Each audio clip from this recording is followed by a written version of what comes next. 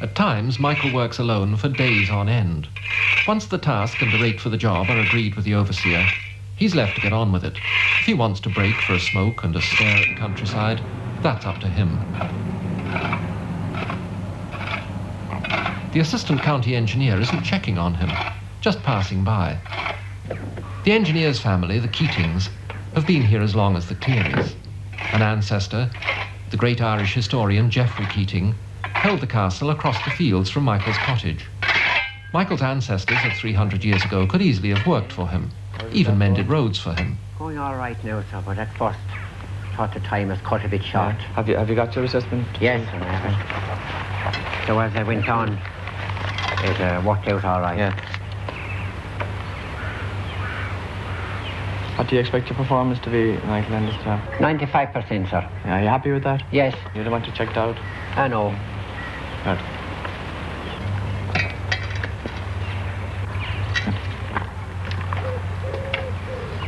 How did you fare out in the last job? All right, about the same thing. Yeah. 95. Yeah, that's quite good. Yeah. Quite good. Ground's a bit hard now, isn't it? It is hard. Well, there's a ground of berries, of course. Yeah. Our eldest son, Denis, is 15 years old. He goes to the technical school in Cahir. He's interested in woodwork. I think he might like to become a carpenter. In a way, Michael Cleary's is a lost generation, caught between two cultures and not sharing much of either. The old culture died with his grandfather. The new culture belongs to his son, to his son's generation. Or it can belong to them. They'll have the education, the money, the chances. For Michael, there are none of those things.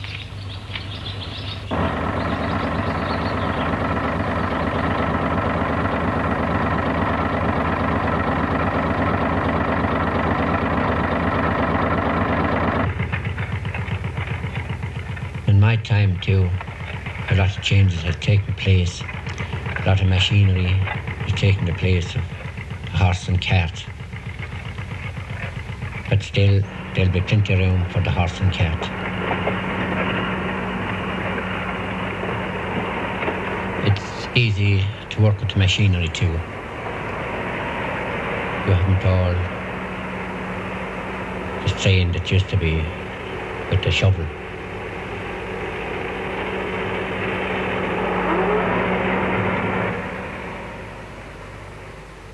This is Bobby, the pony. He's very useful for taking us to town when my wife wants to go shopping. I do most of my shopping in Cahir on a Saturday morning, and I try to come back home with all the food that is needed for the coming week.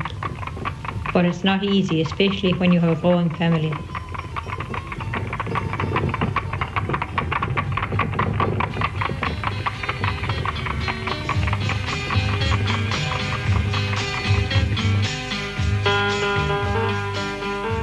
Prices are going up all the time, and like most housewives, I have to plan carefully what I need.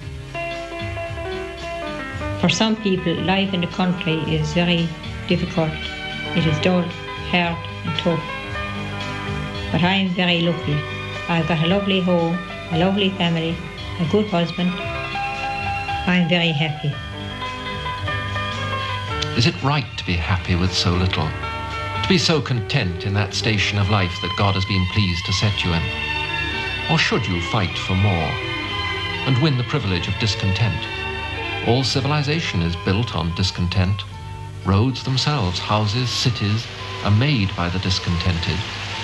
Maybe Michael and his wife are too easily satisfied. But if they are, a changing world will soon take care of that. The stone-breaking hammer and the grading ring are museum pieces now. In another 10 years, the last horse and cart, probably the last shovel, will have followed them. Michael Cleary, he'll be thinking about retiring then. His children, well, one thing's certain, his boys won't be doing the same work that he's doing. But another thing is certain too. Whatever work they have, they'll be very lucky if they're as happy and contented in theirs as their father has been in his 50 years of work, making the roads of South Tipperary.